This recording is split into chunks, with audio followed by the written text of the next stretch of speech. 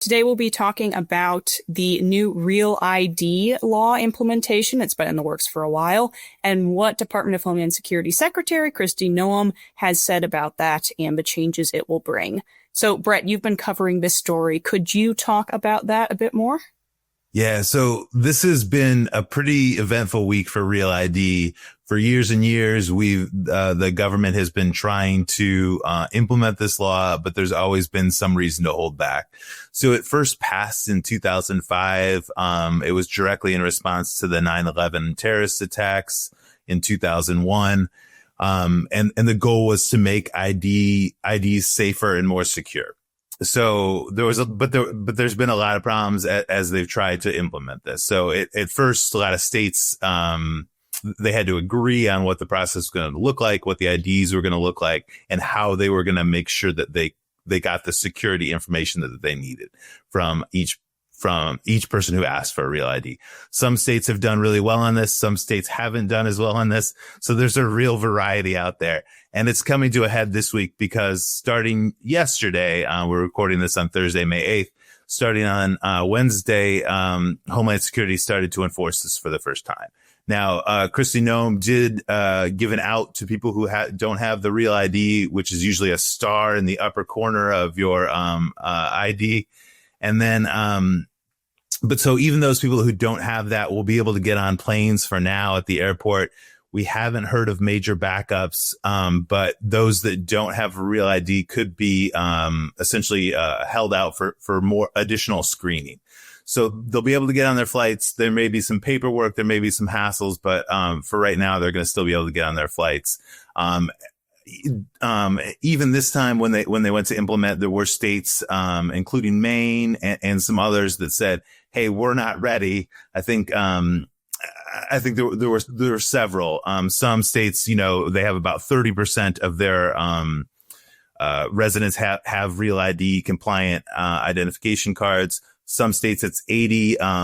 Nationally, Kristi Noem said it was 81%. So hopefully not many people will see a difference, but this is one of those times where government really is affecting people's lives. Getting on an airport is already a hassle, as I'm sure you know.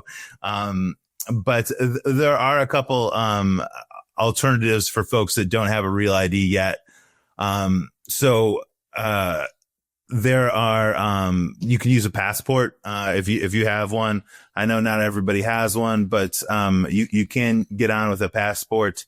And then there's also, I think you can bring a social security card, a US a birth certificate, and some other documents that may help speed along the process. But this has been a long time in coming. It's not going to be perfect. It's been delayed so many times. COVID was another big delay for the implementation. So we're finally past that. Kristi Noem has made it clear that she wants this to go into effect. She's giving like a slight reprieve to those who aren't quite ready, but she hasn't specifically said yet how long that's going to last. So that's one thing that we'll be watching and reporting on as we go forward. Therese, do you have your Real ID yet? I do, actually. So it's interesting. You were mentioning some of the states having trouble implementing this or having a great percentage of people who don't have it. I'm based in Michigan, and so I don't even remember having to do anything special. And maybe it's different for some people. But when I went to the DMV to renew my license when I was 21, I just automatically got a real ID with the gold star, a Real ID. I had to show the normal, birth certificate, social security, stuff like that. So for me, it was pretty easy. But I mean, I know there are some people to where it has directly affected them or members of their family. Do you know of anybody who that's happened to where they're still struggling with that?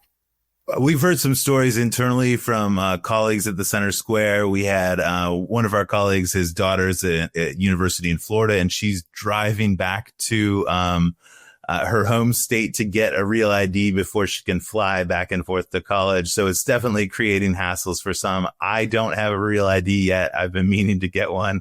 I do have a passport that's up to date, so I think I'm covered. I also don't have any international travel plans. But my understanding is that you also need a Real ID to board a domestic flight. flight. So there's certainly, this is going on at airports. TSA is working to make sure that it goes as smoothly as possible. But I still think that we'll see challenges for at least some people as this moves forward and as enforcement becomes more stringent. Well, thank you so much, Brett, for joining us and for giving us insight on this story. Listeners can keep up with these stories and more at thecentersquare.com.